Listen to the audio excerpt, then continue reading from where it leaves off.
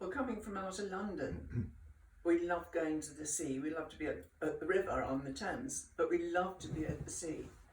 Perhaps Cornwall, Devon, anywhere like that. But coming here, it did feel like coming home. There was something about it. I remember the first time we came, my friends had chartered a yacht, and we'd gone for a walk, and we were walking along the lower road around Bray Bay. And we'd only been on the island, I don't know, maybe half an hour, walking along beside Bray Bay, and I suddenly said, I could live here. And my brother said, I couldn't. And then I came to live here just a few months later, having met this lifeboatman with a bald head and a big beard. And a few months later, my brother came over and said he quite liked the island and he'd give it a go, and he never left. And it's just, it is one of those places, it gets under your skin, or it doesn't. But yeah, I'd always come back, and it's because of you and my mother, Maggie. Because you both got on a yacht, got blown into Alderney, went in the divers. Maggie met Brian. Maggie fell in love with Brian. We moved to Alderney. Luckily for me, I'd left school then, so I came to Alderney and started work, and I worked for Brian. If you go to the inner harbour, I've got my initials in some of the cement, and I think I've written down there it's 1985. That was your first job, wasn't it? My first job. Hanging in a bosun's chair off the inner harbour wall. Yeah. I worked for Seaview then, and then the moorings, and then the Connaught when it was a hotel. I ran the bar. That's right. I ran the bar in the Connaught, the 3 bars in the Connaught, and then it was Alderney Gardens. Yeah. Maybe some people have to learn how they're going to integrate the change of pace, the change of atmosphere. Oh, it's definitely a change, because the shop's still closed at midday over here, and yeah. And Wednesday afternoon they're shut. I do remember being warned by Brian. He said, not that I would have done it If it's anyway. foggy, you don't get your papers. Yeah. He said, be careful when we came to live here, be careful what do you say about one person to another, because they may well be related. And it was astonishing still realising that that person's actually the brother of that one, and I'd been living here 35 years and I hadn't realised that they were related. And this happens a lot, so just be very careful what you said. Don't run someone down until you check. Because you might, yeah, they're definitely related. Get a thump, or they might agree with you. So you've got to be careful who you insult. It's not for everyone. I mean, some people will come here and think, no, I don't like it, it's too small, but it doesn't feel right to them. I think there's no sort of, nothing in the middle. It either is somewhere that you really love, or it's not for you. You've spent a lot of time in UK and travelling backwards and forwards to here. What's the impulse at the moment that makes you feel Alderney is very much on the radar as a place to sort of spend another period of your life? Well, there is the 2 Fs, the friends and family. Me, you mean? And other extended members of family, I should say.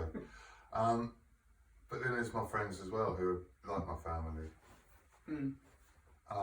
They are. They mean that much to me. They really do. The friendships I've got with all of them, and I've come back here and seen them. For some reason, there's no catching up to do. We just carry on from where we left off the last time, and it's not that 1 or 2 people are like that. It's everybody I see on the island is like that. When I was coming back this time, 2 of my friends, I was thinking about coming over. And they said, so when are you back on the rock, David? When are you coming back? Yeah, get your ass back over here. Well, I was coming over anyway, so that was handy. And I said, okay, I was born in London, but for me, I did majority of my growing up here on Alderney. So for me, I'm from Alderney. People would ask me, is that the one without cars? No, that's Sark. I was going to get that tattooed up there, actually. No, it's effing Sark. And yes, we have heard of Elvis. Yeah. They think we're very back. Some people think we're very, very backwards, but we're not. Well, you are. Alderney's very, very forward thinking, very forward thinking. but in a very laid back way. I've travelled a lot. I've been to some beautiful places, but it's the people that make the place special. A lot of people have come to stay at my place, the main house I rent out for holiday lets. Been doing it for a few years now. And it's the same people coming back year after year, and they're loving it and they're bringing their children. And a lot of these people are saying, I came here when I was a child and I loved it, and now I bring my children. And there is such a freedom here. The children are safe, unless they fall off the breakwater or something, and the beaches are safe, and it's a beautiful place to be. But they just love the atmosphere, and they get to know everybody. And year after year, they're coming back and they're seeing the same people, and everyone's become their friends. But I don't know what it is. I don't know why it is. It might be different for everybody. Yeah. Of course. Yeah. But people will come over and immediately book for next year because they want to come. Well, for Alderney week, everybody seems to want to come over for Alderney week, which is a lovely daft week of nonsense and fun and roundabouts and dressing up and lots of craziness. But then a lot of people will book to come after that because they want the peace and the tranquility of the island. But there's something about Alderney, it brings everybody down to the same level. There's no class, not that I've seen, there is no class system over here. If you want to stick to your class, then Alderney's not right for you. If you're quite happy to mix in with everybody else, wear odd flip-flops and holes in your jeans, no matter where you came from, wherever you came from, then Alderney's the place for you. If you're happy to mix in with everybody else, because I think it was in the 80s when yuppies were about with mobile phones and things in London. We did have a couple come over here and they absolutely hated it. They just couldn't get on with Alderney because everybody was just, they wouldn't fall in with their regime.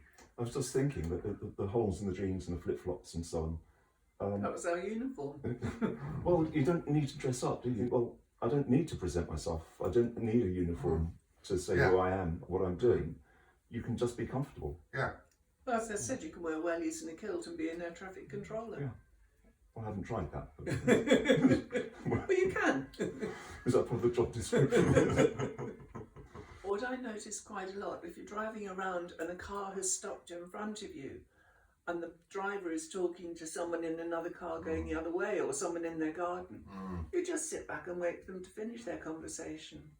It happened to me earlier today, and I stopped and I was talking to the window cleaner and his wife and little girl, and there was a lorry couldn't get past going uphill and there was a car couldn't get past coming down behind me. And I knew I wouldn't be there long, and they knew I wouldn't be there long. And everyone just sort of sat and waited until I was ready to go. And I've never known anyone bib at somebody else because they've stopped in the road or they're blocking. Right, Because good we to don't- say hello. Yeah, we all do it, we all accept it, and it's fine. Because no one will hold anybody up deliberately. Not for too long anyway. There was a traffic jam once, wasn't there? A real one, I mean.